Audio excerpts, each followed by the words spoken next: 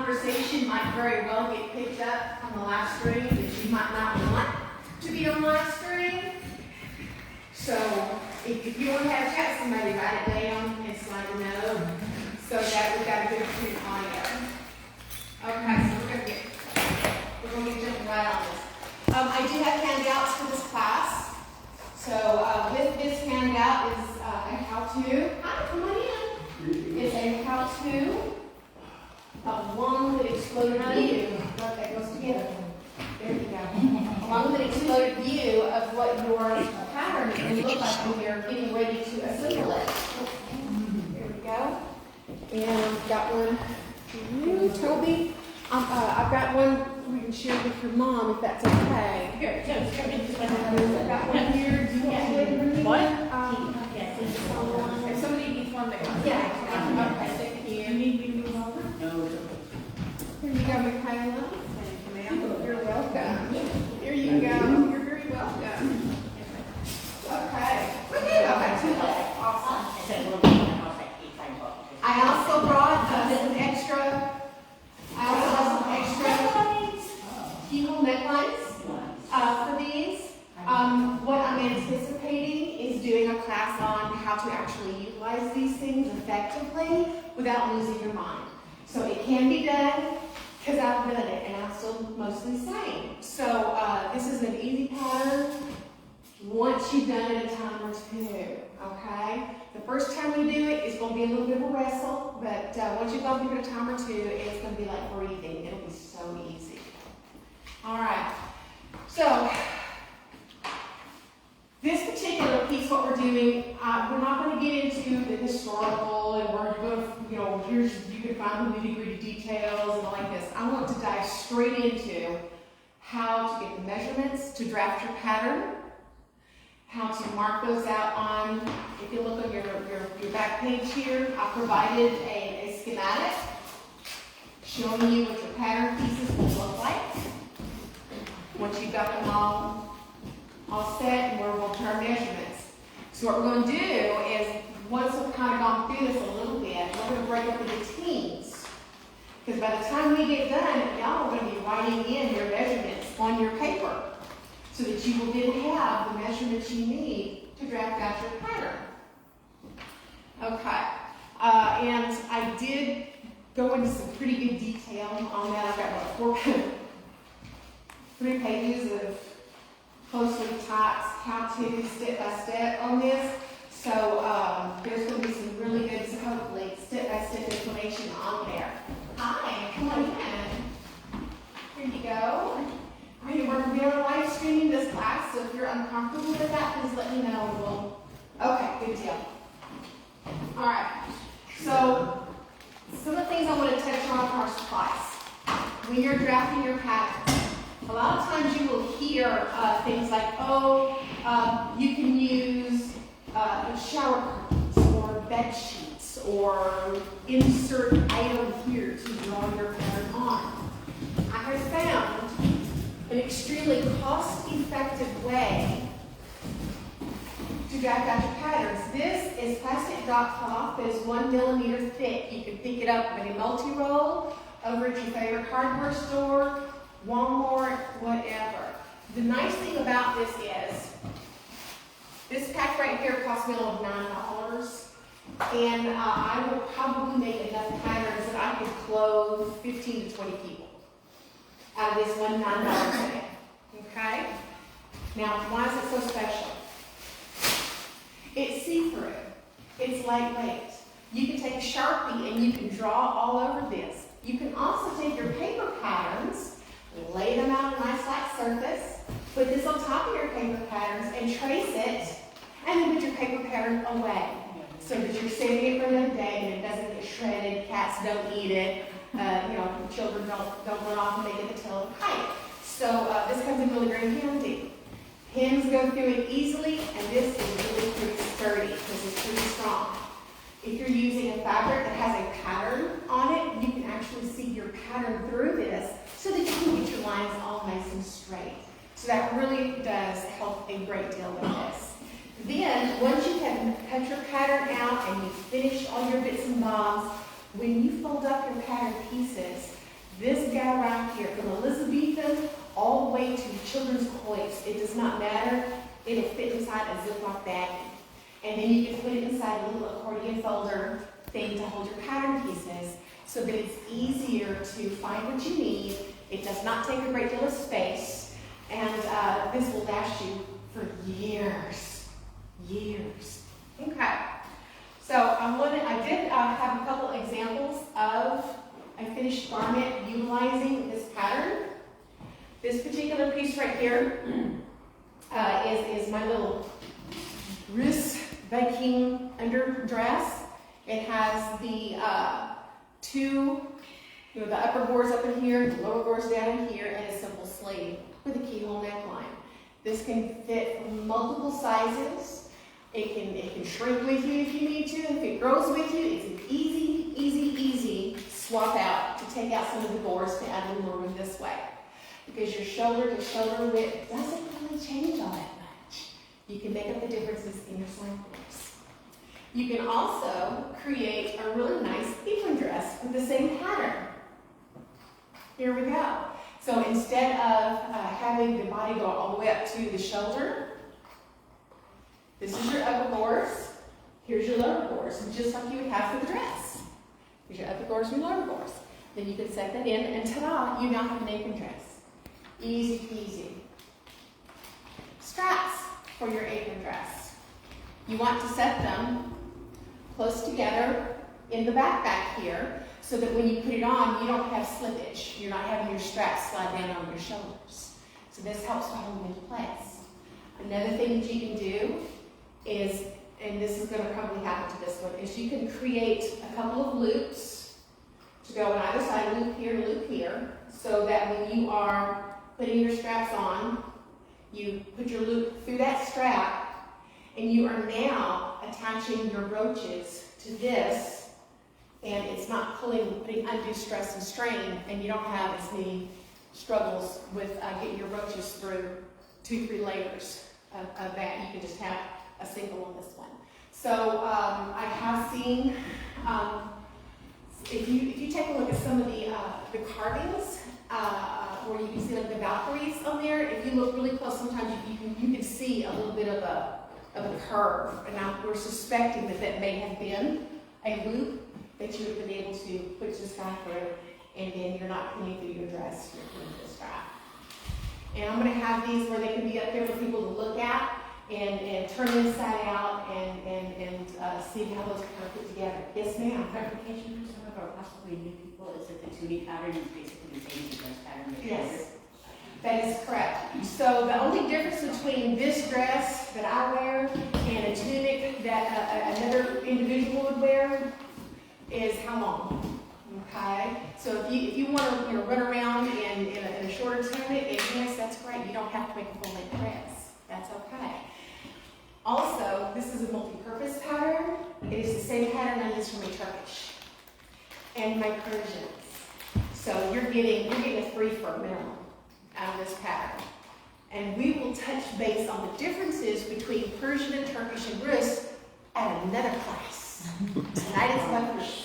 Okay? So that gives you something to look forward to for upcoming classes. Okay, so let's go ahead and break into teams of 2. And we're going to start doing some measurements. So,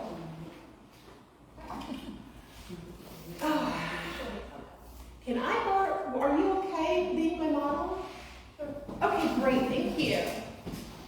So what I'm going to do is show what I'm talking about on these steps, and hopefully I repeat them in the same order that I wrote them down. So forgive me if I don't. Okay.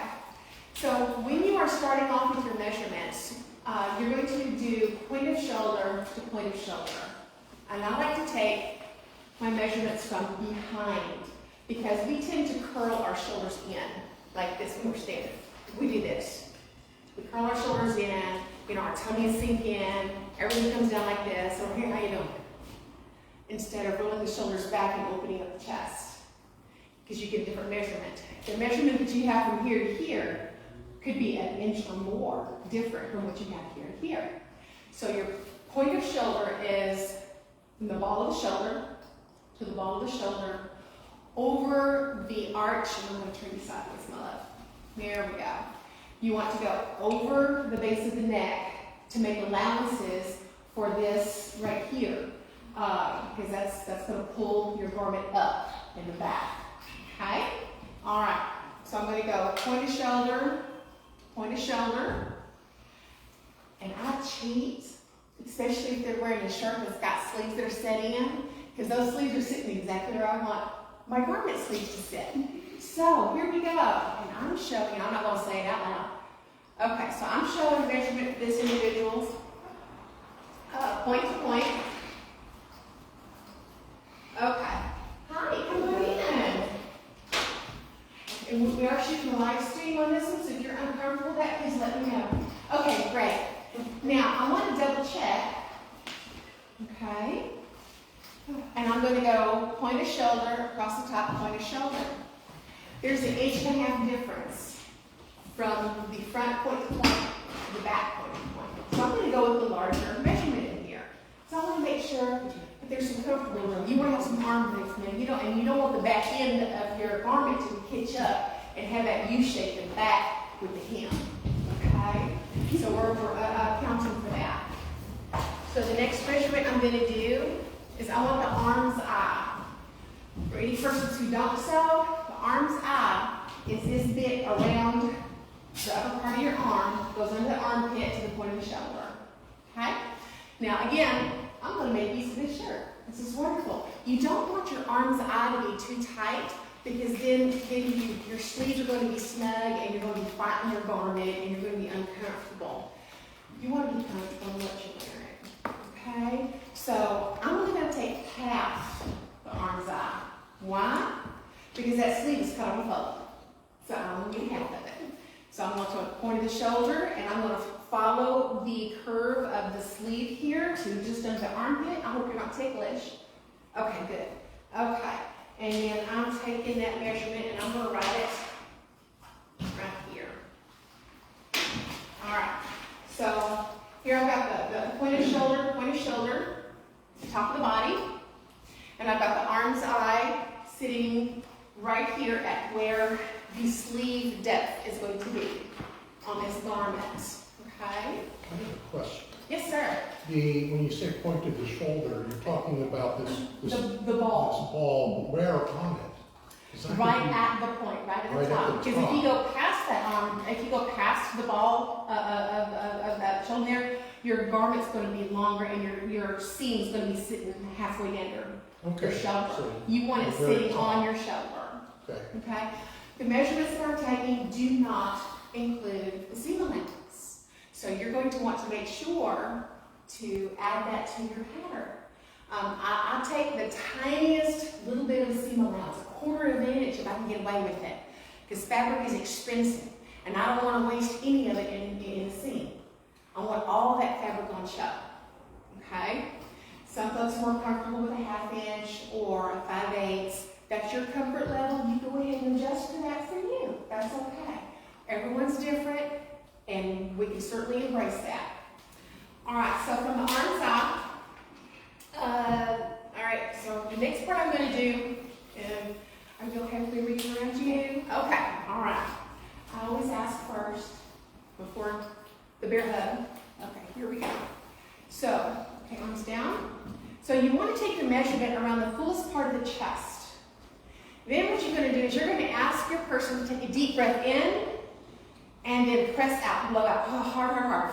Exhale, push. Okay, you sink all right, so when you breathe out, you're sinking your diaphragm instead of closing expanding your ribs. Because when you push out, your diaphragm goes up in here, your ribs expand. The reason why I do that is so that you have ease of movement, you have some comfort in here. I want to make sure that if you have a really good sneeze, you've got room to sneeze without blowing a sink. Okay? It makes sense. So what you do is you write your measurement down. I'm going to double check that because my fingers slipped. I do beg your pardon. Okay, breathe in. Not with your shoulders, honey, with your rib cage. That's what I'm looking for. Okay, thank you. Okay. Look. Okay. do the waist, okay? You want to find a natural waist, and that's usually about where your belly button's located, okay? Some folks are long-waisted, some folks are short-waisted. Find the belly button, that's the safety zone. You know you're at the waist regardless. All right, so we're going to be doing the same thing. So you're going to take a deep breath in, and then blow it out. Press it out like you're sneezing. Oh, there's almost no movement there. Okay. Because some people, when I do that, like on myself, push my belly out. Because when I sit down, my belly goes, okay? So that's 3 inches difference on me. Okay, so, and I ate a burger earlier. I'm full of cheeseburger. Okay, so now we're going to do with the hips. Now, with the hips, you want to go around the fullest part of the badonkadonk. Okay? So we make sure that it's on the fullest part of the badonkadonk. Loosely hang on to your tape, and then ask the person to do a little crouch like you're going to sit down. So make like you're sitting down, honey. Didn't move an inch. Okay. There are some folks that when I have them take a sit down, I'll get an extra few inches on those hips. Okay. So I've got chest, waist, hips. Those are going to come into play later. The CWH with the lines I have there tells you where to put it. So the next measurement that I want is going to be the distance from the arm's eye. We're going to go kind of sideways here for me though. We're going to go from the base of the arm's eye to the natural waist, and for the video folks here, from the base of the arm's eye down to the natural waist. Okay? Because this is going to determine the length of our upper gore. So there's the arm's eye, belly button. That's what I thought it was. Okay, so that's here. Oh, there's a button covering the last spot. That comes in handy. All right, now let's talk about, and I'm going to have you kind of reverse for me all the way around. You were doing a great job. Thank you for doing this. I appreciate it. Length. And we'll get to sleeves here in just a minute.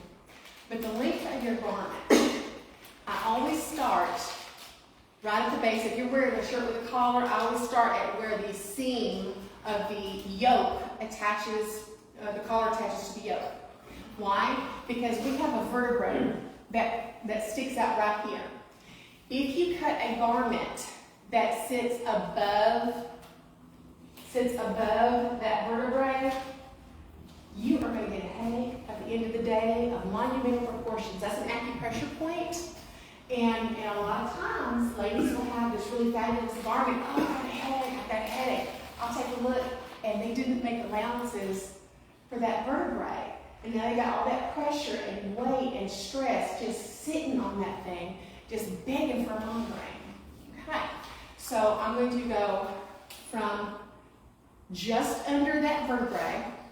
I'm sweating like I did something wrong. Okay. And I'm going to get 3 measurements of length. The first measurement, I'm going to go mid-thigh. That's for a skater tunic, and I'm looking at about 35 right there. Okay.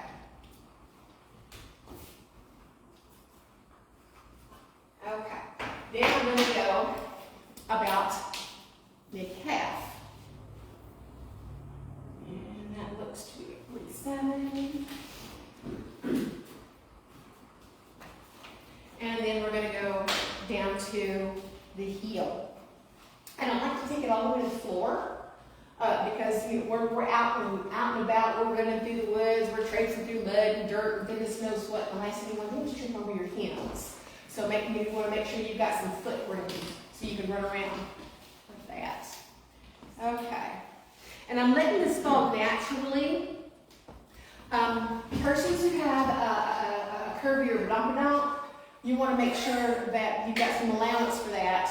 You don't want to take it tight down here and then come up under that because that's going to throw your measurements off. Just let it go naturally like it's a piece of fabric. Okay? So I'm looking at 58.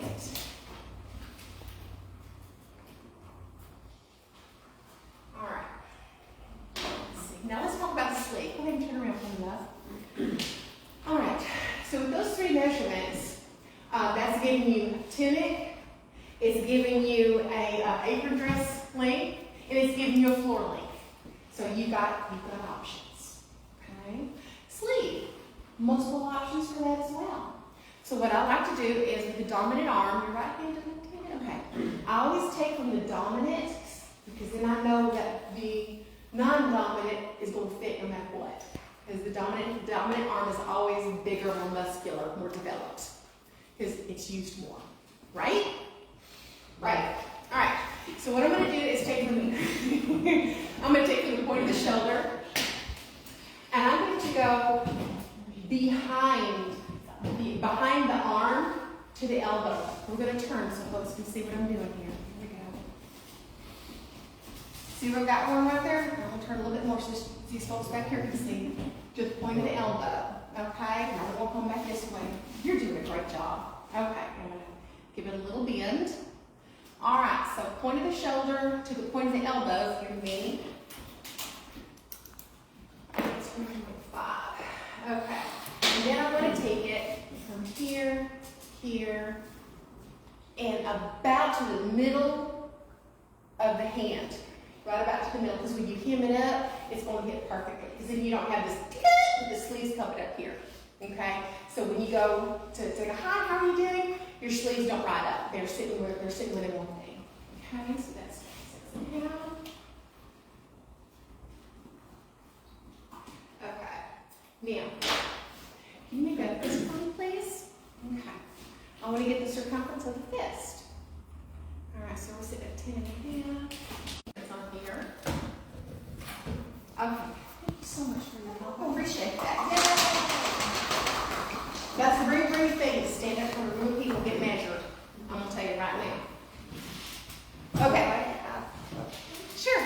I know in medieval times, usually the sleeves went actually longer, and The option is up to you. okay, and same as If you want to do that, Okay. you rock on with your bag. so you're just okay. This is for practicality because, we're setting up tents, we're dragging stuff through the mud, we're having to load stuff in the vehicles, we're hauling chairs back to camp. And if you've got sleeves down to here, you're, fighting your sleeves to get home. If you've got to wash dishes, or you need to go to the bathroom, little things. Okay. Okay, well, now we are going to do some math to figure out the size of our upper gore and our lower gore. Okay? So the measurements for the chest, waist, and hip, we're going to do some math. Okay. So you ready? The first thing you're going to do is you're going to take your shoulder to shoulder and you're going to multiply that by 2.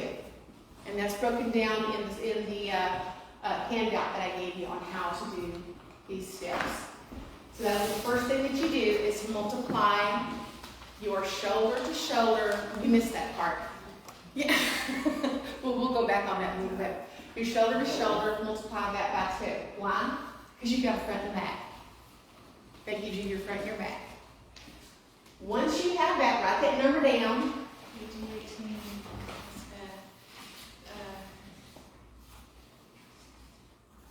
Okay.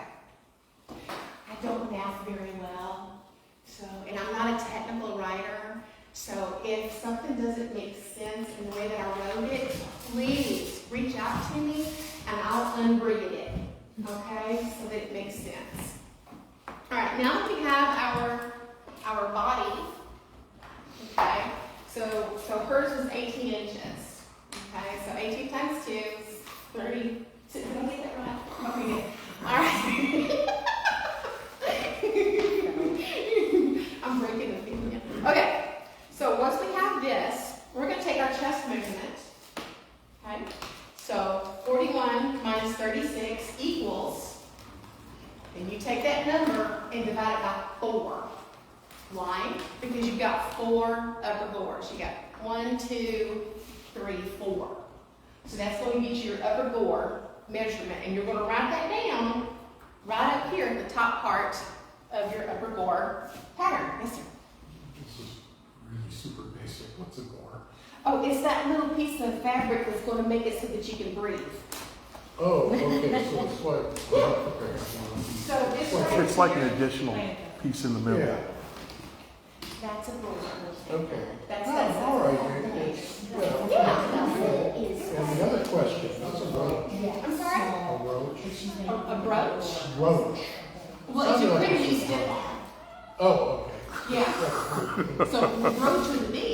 okay. Is that what you said? Because I heard roach. Some accent. Okay, if y'all didn't catch that, you asked me what a roach. He asked me what a roach was, and I said roach, but he didn't hear the B, so accent, sorry. I was talking about the metal item that's going to pin your clothes together, not the critter that you step on. Okay, so. I thought it might be that. Okay, so now you've got the top part of your upper bore measurement. Okay? Now we're going to get the bottom part of your upper bore measurement. So we're going to be working on, and I'm going to, so you can see, okay, we now have this one. Now we're going to get this one. Okay, and I'll make sure you get one of these on there. Okay. So, back to your body piece, the 36. If you go to the waist. Now, this individual's waist is the same as the body. Well, you gotta have something down in there. Now remember, I didn't add any kind of seam allowances. And that was kind of a snug fit on there. So, what I'm gonna do is I'm gonna bump this up to 38 on the waist. Bear with me. 38 on the waist, so that we can subtract 36 from 38, take that number, divide by 4. You're going to have a little piece right there for your waist piece. That's okay. That's just fine. Some folks will have a board that is shaped out like this, down like that, and in like that, and some folks are just going to have a straight line. Some folks are going to have a narrower top and a wider bottom. That's okay. That's the nice thing about this pattern. You can customize your gore pieces to fit your body type comfortably. Okay?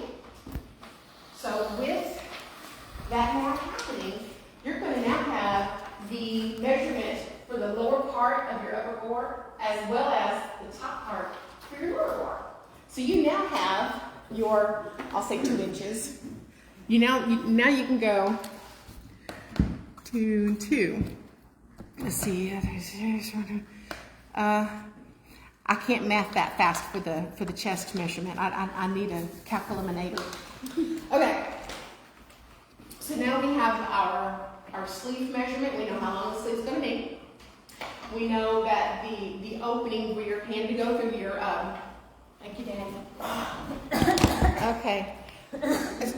Oh, I touched something. Okay. All right. I got it. 41 minus 36 equals divided by 4 equals. Okay. So 1.2. Oh, slender. Okay. So I'm going to round that up to 2. Okay.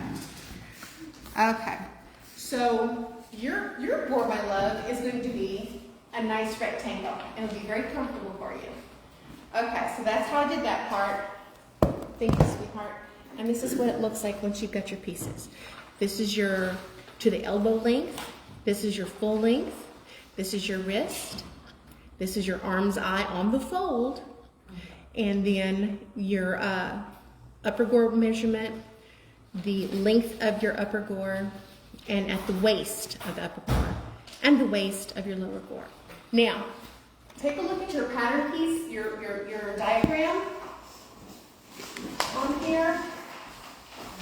The lower gore length and lower width, so the hem of that is open to interpretation. Why? Because you're changing, you don't know if you're going to have a thigh length, knee length, you don't know if you're going to have a mid-calf or floor length. You just want to have your lower gore length reach your hem of your body. Well, how about how wide that's going to be when you get to that hem part? How much fabric do you have? Do you want to use all your fabric, or do you just want to have something a little narrower? If you have a narrow fabric, that's okay, because this is by 4. So this is going to give you, if you embrace the fabric, and use every bit of that width that you've got on there, you're going to have a dress that's going to go wee. Okay? So when you turn around, it's like wee, and it'll go like that. All the swoosh. All the swish. And I love the swish. You also have the option, should you choose, to put in a center board in the front and a center board in the back. I'm not covering that right now because that's a little more advanced, because that will make you say ugly words that will frighten small dogs, okay? So we will embrace that at another time. But tonight we are just working on your basic loose pattern, okay? So, sleep on the floor, okay. So at this point, once you're done, oh man, I am just, I wake up makeup is all on my butt, so I'm wiping my hands and putting it on my butt. So, once you've got all your basic pieces on here, you figured your sleeve, your body, you figured your upper gores, your lower gores, you figured your length. Now it's time to cut it out. Now it's not time to draw it. So this is where we get into the plastic. Break many reserves. Okay, so you've got lots and lots and lots of pattern making material available to you. Like I said, you can see through it, so you can see the direction of your fabric. You can see where the grain lies. You can see all kinds of things. Not so much with shower curtains, and that gets expensive after a while. Even if it's $1 a curtain, they will add up. Okay? $9, and I've got enough right in here. I could probably do a pattern for each and every one of y'all and still have plenty left over for goodness knows. So, oh, a little cheeseburger. Okay. Neckline. Keyhole neckline is a pretty standard neckline that you're doing for your pieces. I made a few extras, and if anyone wants more, let me know. I will make up more, and I will have them at private practice next weekend, Sunday, at the park. Okay? Who needs a keyhole neckline? I have 3 right now. Anybody need a keyhole neckline? Okay, here we go. And I understand you might need another one. Okay. Oh, you're together. You're in the same house. I've done them before. Okay. Yeah, yeah. Okay. So, again, if anyone figures they might need one, or they know someone who needs one, I'm more than happy to bring extras to the park on Sunday. Okay? Now,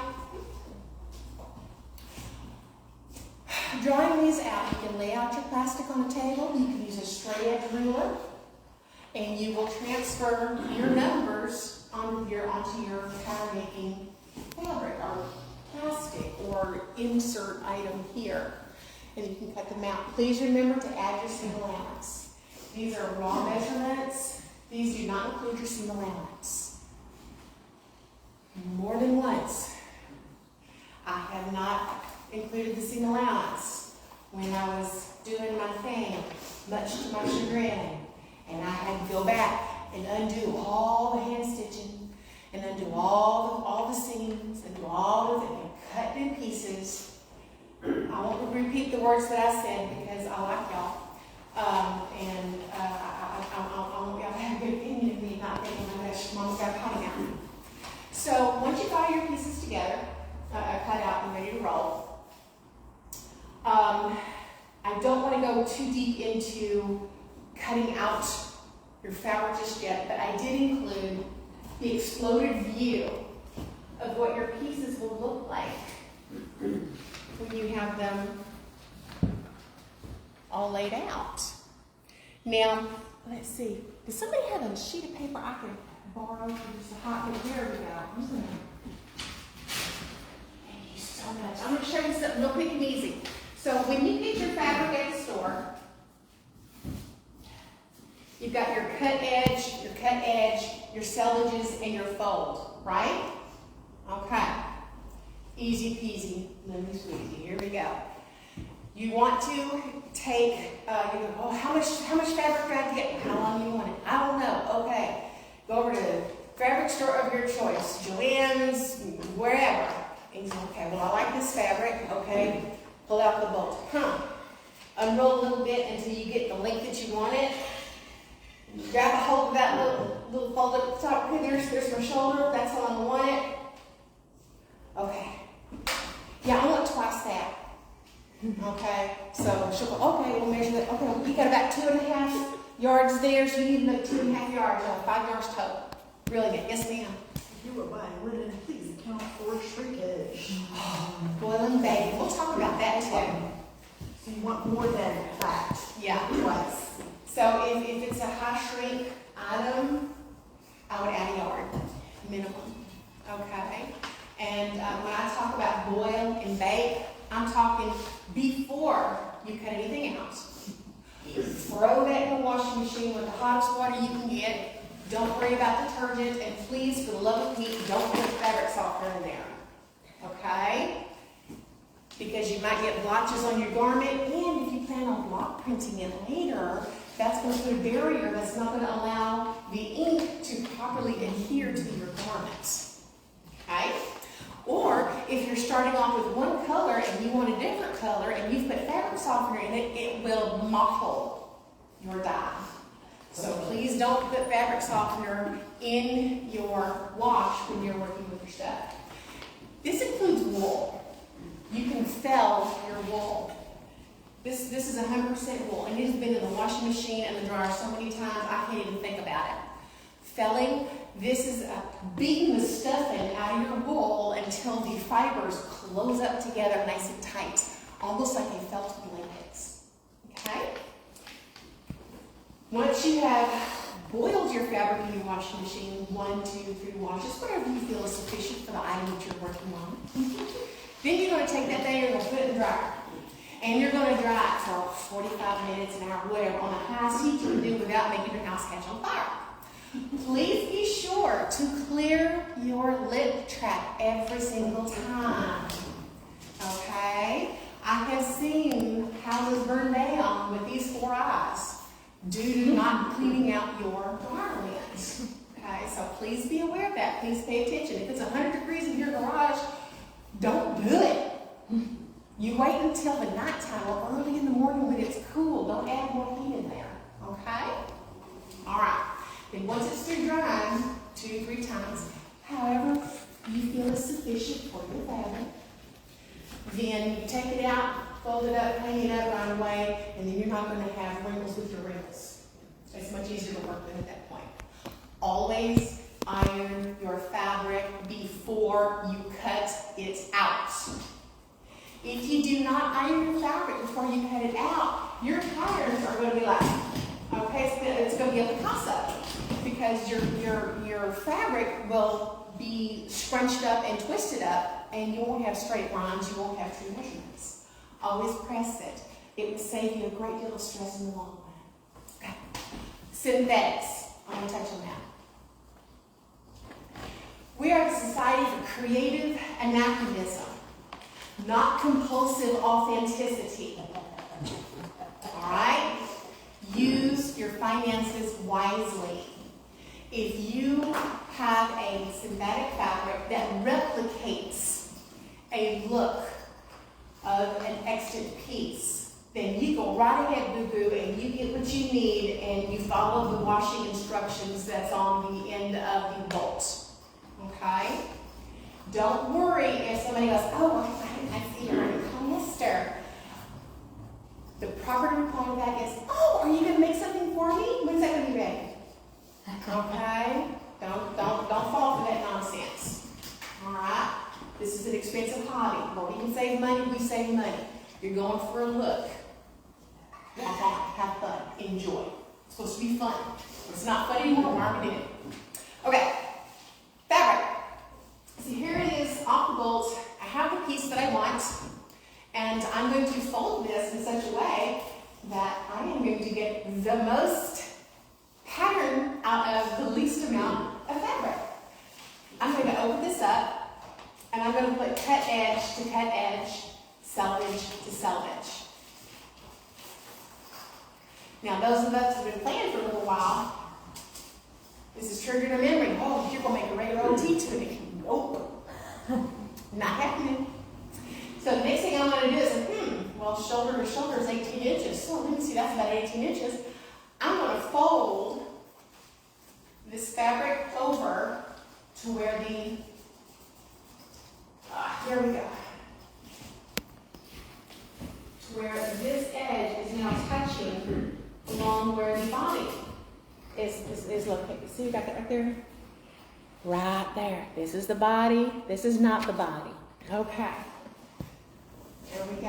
Why are we going to do that? Because, and I should have brought my scissors. Okay. And then this. All right. Here's my pattern. Here's my pattern. Guess what? This fold up here is the fold on the top of my sleeve. I don't have to fabricate my sleeve. I'm able to use extra fabric. I've got all this stuff right here. Well, Brigit, what if I want to do a long sleeve, but there's not enough room to do a long sleeve? Guess what, Buttercup? Run that sleeve up and down this way.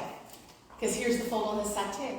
Now you can get a full, like you can get floor length if you want to, and not waste any of your fabric. Well, what about this big old honking piece that's stuck in here? If you want to make it an extra gauze, you got extra gauze. You also have fabric for your keyhole neckline. You've got fabric for veils. You've got fabric for coifs, for Frisian caps. You've got this is called cabbage. This extra fabric that's left over in here from when you finish cutting out your garment is commonly referred to as cabbage.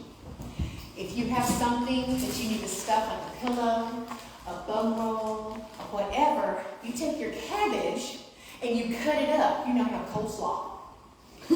Stuff that item with the coleslaw. And now you have a firmly packed bum roll. I have my own right here. I don't need any more coleslaw. I'm all set. We're good. Now, back to this. So what I'm going to do is, and I should have brought scissors. Shame on me. I'm going to cheat. Okay. All right. Now, here's my body. Here's my body. I cut one on the fold. I cut one on the fold. Okay. I can put my neckline right in here.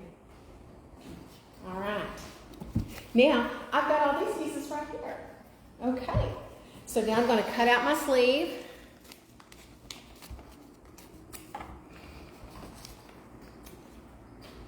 Now I have two sleeves on the fold. So here we go. Unfold it. Magic! Now I have sleeves. Okay. What else is really cool? Because you've creased your sleeves, you got a creasing up in here, now you can find exactly where those ruffles will sit on your garment, and you're not having to go, well, I need to measure I need to measure from here to here. Just find your creases. Work smarter, not harder. I'm a lazy moo cow. I will speak to you the language of my people. Moo, moo, moo, moo, moo. Okay? So here we have our sleeves. I'm going to open that up. I'm going to put my sleeves on either side of my body. Okay? Now I've got my upper gore. And I've got my lower gore. I now have 4 pieces of my lower gore. And I have 4 pieces of my upper gore. So I'm going to put these pieces where they're supposed to sit on here, and then here, here, here, and here. Now, there's my exploded view of the pattern piece I just cut out. If you lay it out the way I showed you, you're going to make 1 cut, 2 cuts, 3 cuts, 4, you're done. You just cut out your entire garment with 4 cuts.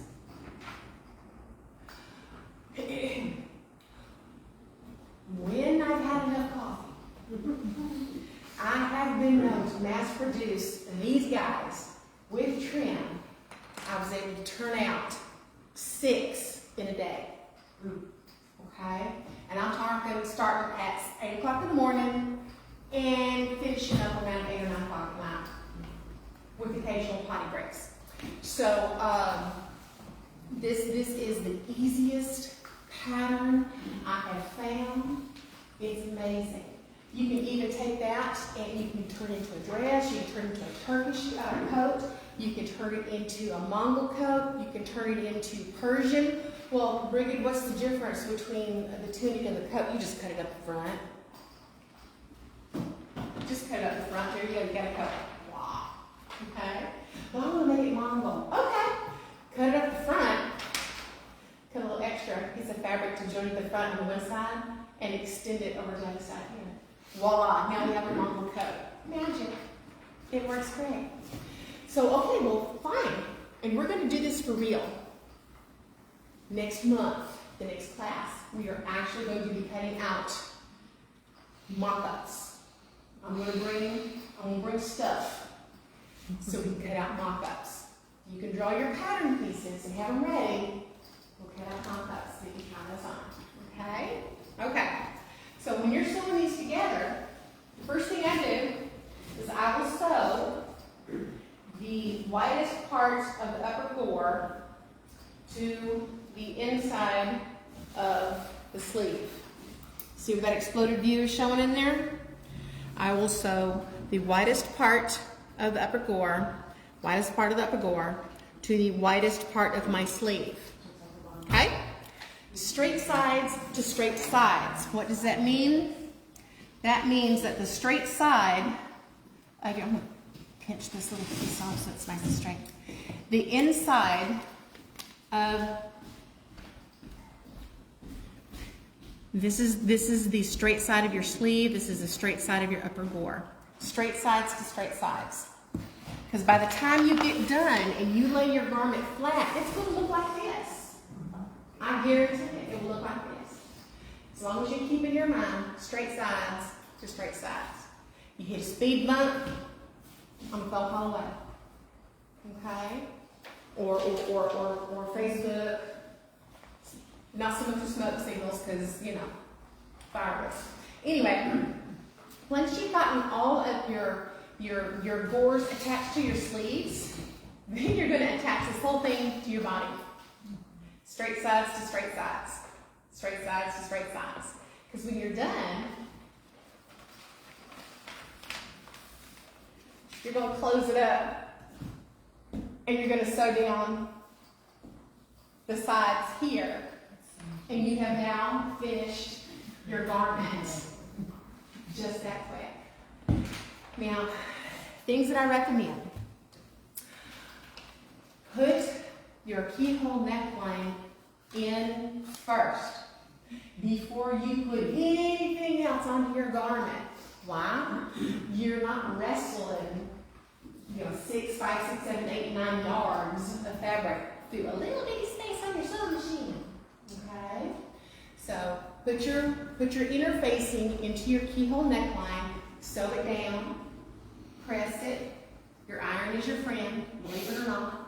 Steam is a miracle worker. Utilize your steam. Then if you want to put decorative trim on your neckline, that's the best time to do it because it's flat and you're not having to wrestle with it. I heard that always fun. So you will do your keyhole neckline, do your trim around the neck and all like that before you put the sleeves and the sides on, before you close your sides. Now, some people like to trim their sleeves and their hems before they close the sides. I don't.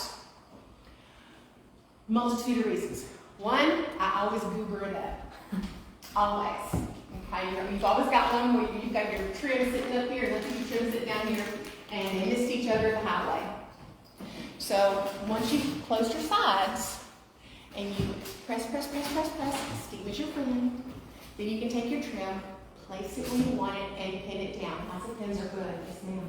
I would suggest hanging it so that it's stretched before you do your trim at the bottom. You can definitely do that with natural fibers. Synthetics don't need that as much. But heavier synthetic fiber, natural fibers you do. Wool, definitely. And depending on the weight of your linen, if it's a heavyweight linen, hang it. If it's a lightweight linen, roll that means that you let it go. You can do it. It's not gonna hurt anything. Medium weight, use your best judgment. Okay. So once you've closed up your sides, hung and gleaned, I've also seen, and I've seen these in manuscripts. Tailors, they'd be making garments, and you would see the garment hanging, and they would have weights attached to the bottom to stretch it. Okay. What's going to happen when you wash it, though? It's going to pull right back up. So just be aware of that. Okay. So you can trim out your stuff however you want to trim it. You can layer your trims. You can have a nice wide trim and a narrow trim on top and bottom of it to really pimp it out. You can do just a simple little piece of narrow trim at the bottom.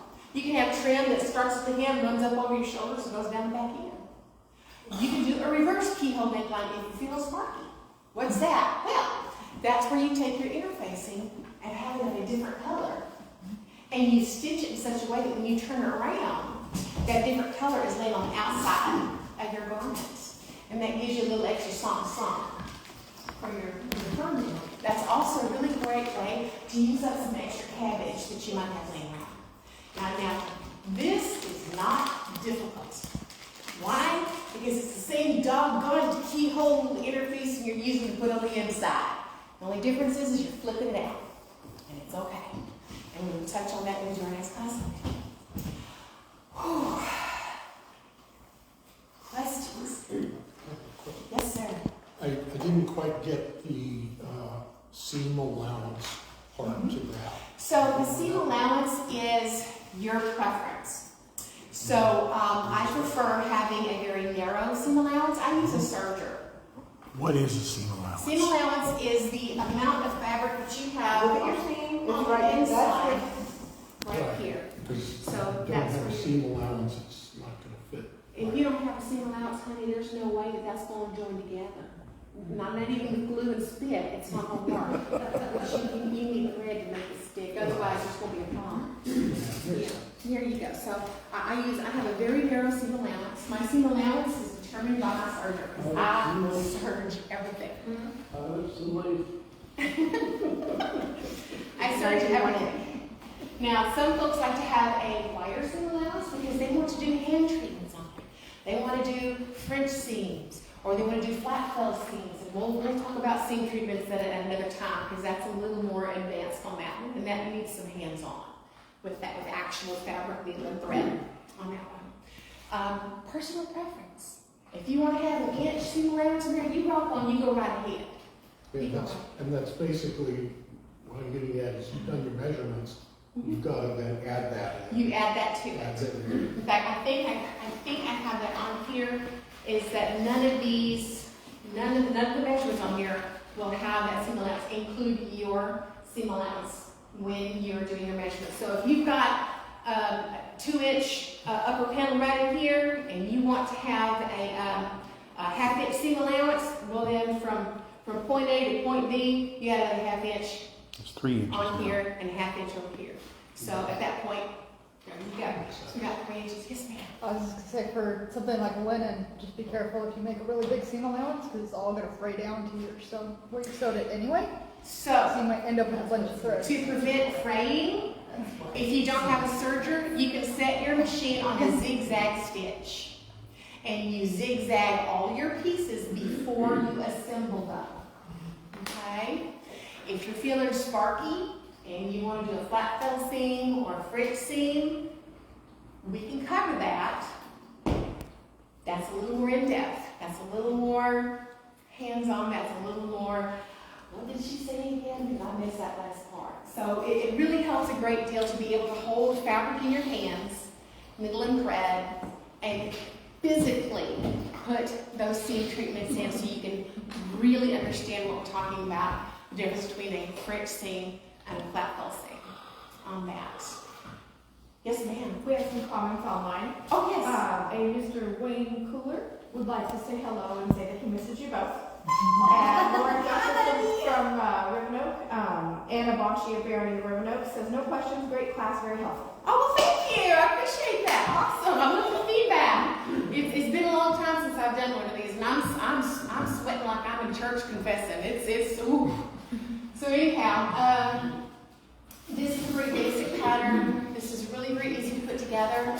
Next month, like I said, we are going to do mock-ups. So please bring your sewing machine and straight pens, and we're going to cut out the mock-ups for the patterns that you have drawn out, and we'll be able to do a fit of the mock-up. Always, always, always do a mock-up before you cut into your fabric that you pay goodness knows how much for, because you don't want to waste a thread on that.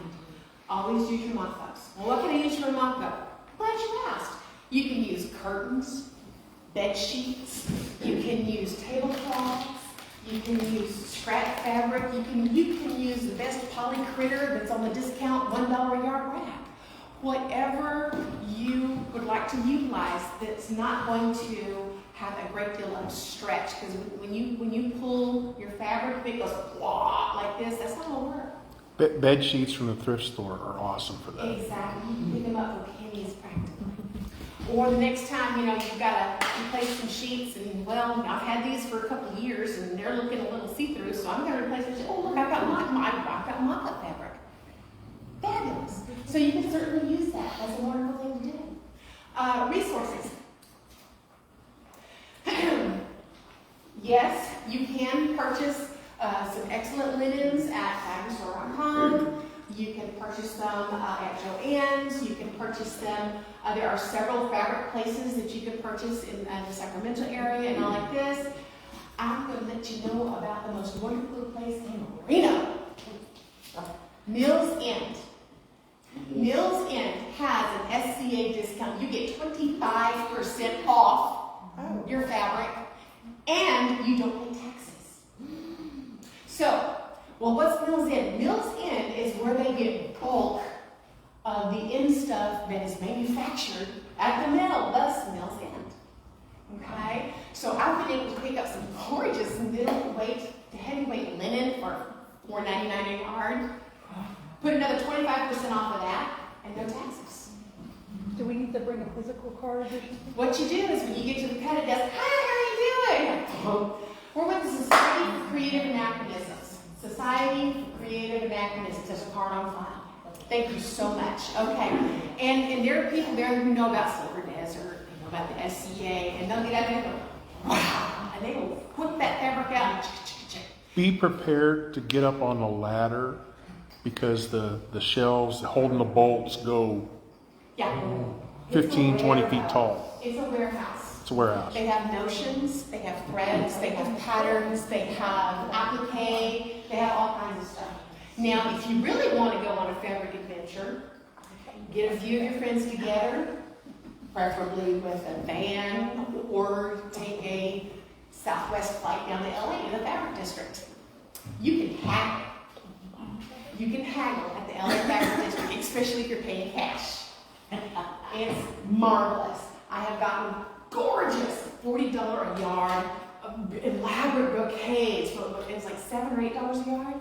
Yeah, because I have it. Merino wool. Merino wool, the most luscious herringbone leaf merino wool for a song. Now I did try this at a fabric store in Sacramento. I was successful. I was able to haggle because I was buying bulk. So other good resources, sari shops. You can go to a sari shop and you can get saris. There you go. There's 5 to 7 yards of glorious fabric. It makes beautiful dresses, skirts, undertunics, all kinds of things. Don't be afraid to think outside the box. Okay? Go to your local thrift store. Go to a donation center. Go somewhere that will have other fabrics and think outside that box. Take a look at comforters. I've gotten some beautiful brocades out of comforters. They stunk to high heaven, but once they've been washed a few times, you've got a beautiful brocade that you can make a lovely later period fine out of or bling up. Marvelous stuff. You get covers a lot of times you can find that they're shirts and they're 100% linen. Yes. Yes.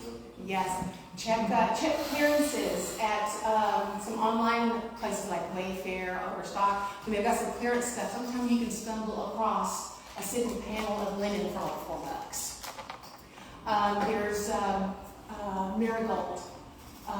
Marigold.com, I think, I found it on Facebook. There are some shops on Facebook that you can get some good fabrics. Hit Etsy. I got some absolutely stunning brocade replica of Turkish patterns for a song shipped to me from Turkey. And it's like 54 inches wide, heavy duty, beautiful, luscious fabric. And I made enough to do a floor-length booyah coat, and I think the whole thing was like $60 or $70, but it was a replica of extant fabric, okay? Down to the seat foil and the tiger stripes, everything. It's perfection, and I'm willing to spend that kind of money because I don't have to block print it. I don't have to carve the blocks for the print, and it makes a great coat for winter time as well. If you're willing to dye it, Dharma Trading, their linen is very reasonably priced. The unbleached, the white linen that they get, and then you just dye it yourself, whatever color you like. You can also get a discount by buying bulk, so you can get together with a couple of friends. Hey, I want to get like a 20 some odd yard bolt of medium weight white linen. If we buy a whole bolt, it'll cost us $4 a yard. Who's in? And then, okay, yeah, here's enough for 4 yards, here's enough for 5 yards, and then when the bolt comes in, y'all just cut off what you paid for. You're good to go. That's a good way to kind of save money, and they have silk too. They have a number of silks, so you can also do some nice dupionis and those sort of things in there. Caveat: dupioni silk is not period, but it's pretty, so I'll wear it. All right, shot silk. That's period. It's pretty.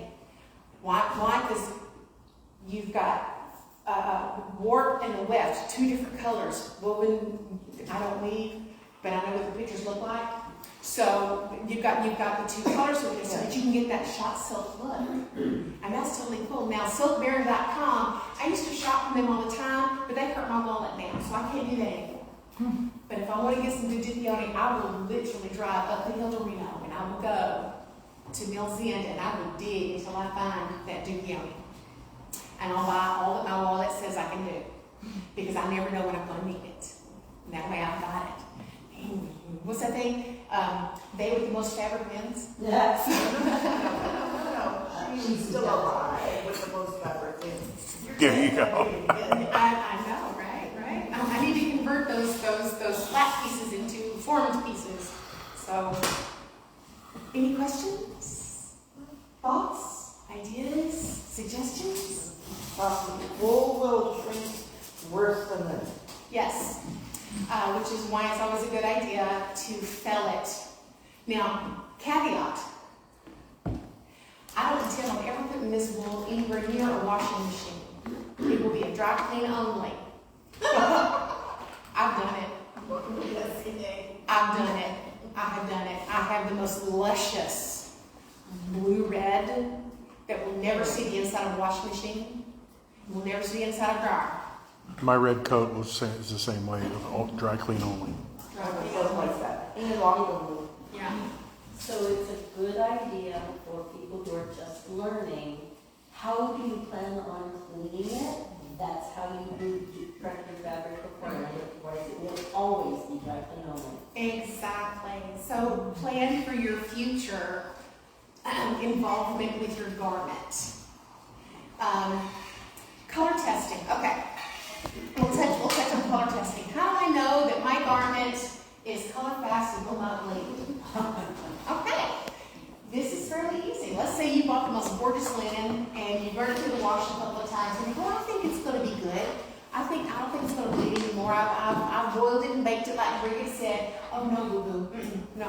What you do is you take that fabric out of the dryer, and you take a section of that fabric and you hold it real snug over your finger, and you get a damp white washcloth rag, scrap piece of fabric, whatever, and you go like that.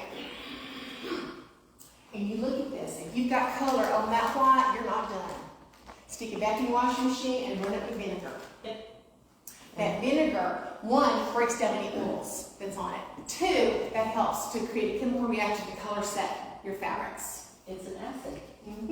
So that's a good way to help lock in the color on your garments. There's also this liquid from RIP you could put in with it if you feel so inclined. I don't choose to do that because Chemicals, stuff like that as well. you know, the person's comfort level. That's where I go with that one. Let's see what else. Fabrics burn test. You can't always get away with it at the store. I didn't fire extinguisher, we have a different conversation. I'm going to say that again. You can't always get away with it at the store. Watch out, Kim. Yeah. So what I do is I'll pull a bit of thread and we're getting to that. Your Daddy's prompting me. I'm getting to it, baby. Take a pair of tweezers, hold on to that thread, and get your lighter. And if it goes, that's synthetic. And when it stops flaming and you can actually touch it, it'll have a hard knot. That means you've got dead dinosaur. It's straight up polyester. Don't get near a fire. You can wear it and look pretty, just don't get near a fire. I have seen a Human Torch. I won't ever see it again. I have seen what happens when someone's clothes go, okay? I was 9 years old when I saw my cousin catch fire. I don't ever want to see it again. I do wear synthetics, but not near a fire. Now, natural fibers. What happens to natural fibers? They ash. And they're not going to go, they're going to kind of smolder and kind of flame up a little bit. And then you blow it out, and you gently touch the edges of the blocking area, and it's smooth. It's kind of soft. Except for silk and wool. Plant fiber does that. Wool and silk tends to poof up. But you will still have ash. It's crunchier. You will not have a hard knot. Wool will also Yeah. flame extinguish. Yes, Yes. they do. So Perfect to wear by the fire. exactly, it doesn't stick to your skin and melt like plastic onto your skin. Okay, so a burn test is very handy. If you really, really love this fabric and you want to know what it is, you can pull a piece of thread off and go out to your car, flame it up. It's natural fiber. Okay, I'm going to buy some. And you're like, why? Bring it to our car. Well, because you don't want somebody who's working at the store going, no! You know, and it's, Oh, you're talking about from the store, I think we're Do you see the space over I here? with sharp objects. yeah. I can truthfully say that has happened to me in Arlington, Texas. I had a woman chasing me down going, no! Kind of a thing. So, and I was so embarrassed. And that's a trauma thing. We're not going to do that. That's called PTSD. Post-traumatic sewing disorder. Any more questions? No? Awesome. So next month, do we have any online? Everybody's okay? Groovy. So next month, y'all got some homework, okay? Draw out your pattern pieces, do your measurements, cut out your pattern pieces. If you get a speed bump and you're not sure, I'm a phone call away. We can even video chat, and you can show me the video what you're doing, and I'll be happy to talk you through that. Or you can come to my house, or needs be, I'll come to your house, whatever works best, okay? So that we can get your pattern pieces ready to go, because next month, there's a sewing machine, straight pins, scissors, and your pattern. And I will supply the fabrics for your mock-up. And we're going to do mock-ups, okay? Because once you got your mock-up, you can now sew your garment. Because by the time you've sewn your mock-up to where it fits you, you've already sewn the garment, so now you know how it goes together. Does it make sense? I'm getting some head. This is good. Well, guys, I want to thank you very, very much for coming out tonight, for listening to me ramble. Again, I will have this in soft copy. It'll be uploaded to the Shire Facebook page so that you can access that information.